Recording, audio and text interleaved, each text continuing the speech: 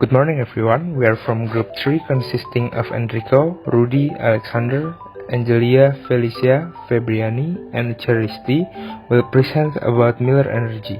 Company background. Miller Energy Resources is an independent exploration and production company headquartered in Knoxville, Tennessee.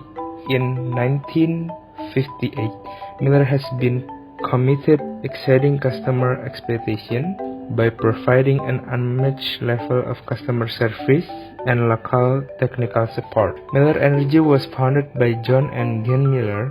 Miller went public in 1996 with a reverse merger. For years, its shares traded on over-the-counter bulletin board exchange, often for under $1 per share, about 66 cents. Miller Energy offers the most comprehensive range of measurement, control, and communication solutions in the industry today. The products represent challenging applications in the gas, electricity, refining, chemical, petrochemical, food and beverage, water, wastewater, and pharmaceutical market. Miller later changed its name from Miller Petroleum to Miller Energy Resources in April 2011. Miller Energy shares were listed on the exchange sections under the code MILL until 2015.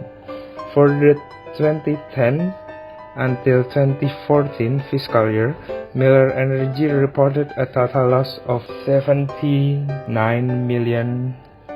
Management motivation. Miller Energy Resources is a penny stock company where the price of shares sold in market is no more than $5 per share. Company commit fraud by reporting an asset whose share price had been raised so that it was listed on the New York Stock Exchange and also was unable to pay the monthly fees required to operate property. Significant stock increase caused the stock price to rise from $5 to $7 in 2011. After that, in following year, in United States, there was a crisis caused the company lose interest and addition, so the stock price of company is declined. So it can be concluded that management commits fraud because they want to increase the share price and net income to cover the loss. Financial statement fraud scam. In this case, Miller Energy involved financial accounting and fraudulent reporting, as well as audit failures related to the valuation of certain oil and gas assets acquired by Miller Energy. In this case, Miller Energy reported an overvalued asset of $480 million and recognized a one-time by chip gain of $277 million for the third fiscal quarter. And for the week prior of the acquisitions, Miller Energy shares closed at an average price of $0.66 per share. Since the acquisitions, Miller Energy has amassed tens of millions of dollars in debt and equity, list its shares on the New York Stock Exchange trade at nearly $9 per share and achieved a market capitalization in 2013 of $393 million. CPA Firm Involved. In this case, involved is KPMG, which is one of the largest professional services company in the world and one of the top 4 auditors. This case began where KPMG committed fraud on the financial statements of energy company Miller Energy Resources by increasing the asset value significantly by 100 times its real value in the 2011 financial report. KPMG has also issued an unqualified opinion on the financial statements. All these frauds are based on huge debts and the inability of Miller Energy Resources to pay them. Auditor Involved. In the case of Miller Energy Resources, KPMG has provided an unqualified opinion on Miller Energy financial statement for the 4th consecutive year, while fraud is on the rise. The report indicates that KPMG and its partner Riodan failed to properly assess Miller Energy Resources risk. The SEC case report stated that KPMG and its auditors did not properly staff the audit team or assess its internal control risk. In addition, Miller Energy Resources purchased Alaska properties for $2.25 million and $418 million, which is more than 200 times the purchase value. If the KPMG audit team contacted an Alaskan property seller and compared the transaction records, they would easily determine the book value purchased and calculate fair value better than Miller Energy did. It appears that KPMG lacks audit procedures guidelines and doesn't have an adequate understanding of the petroleum industry in general, because they failed to obtain the necessary documents to make a proper assessment of the financial status of Miller Energy Resources. Auditor negligence or fraud. From the case of Miller Energy Resources, we can see that the failure of audits of financial statements by public accounting firms is generally caused by public accountants and auditors not carrying out auditing standards as expected. There can be objectivity, professional accuracy, tight supervision, risk analysis does not go well, resulting in audit failure, and auditor involvement is categorized as fraud. One of them is KPMG's flawed client acceptance and engagement staffing, namely KAP. In deciding or rejecting a client's request, there are procedures that must be fulfilled.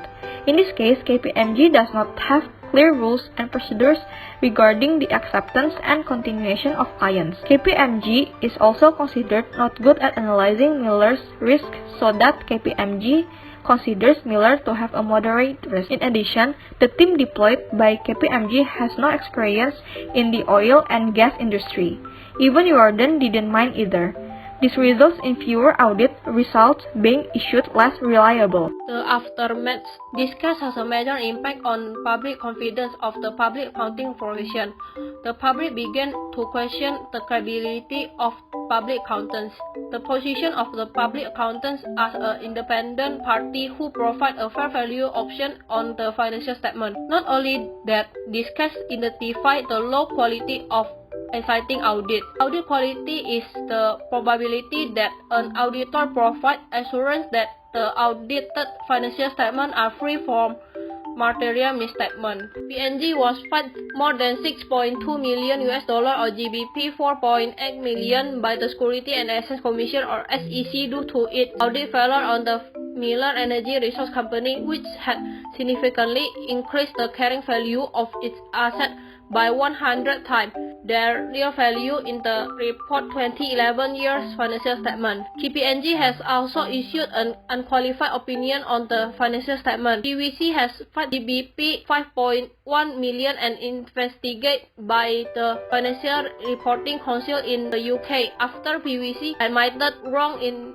its audit of the RSM tenant group in the 2011 financial years. Conclusion.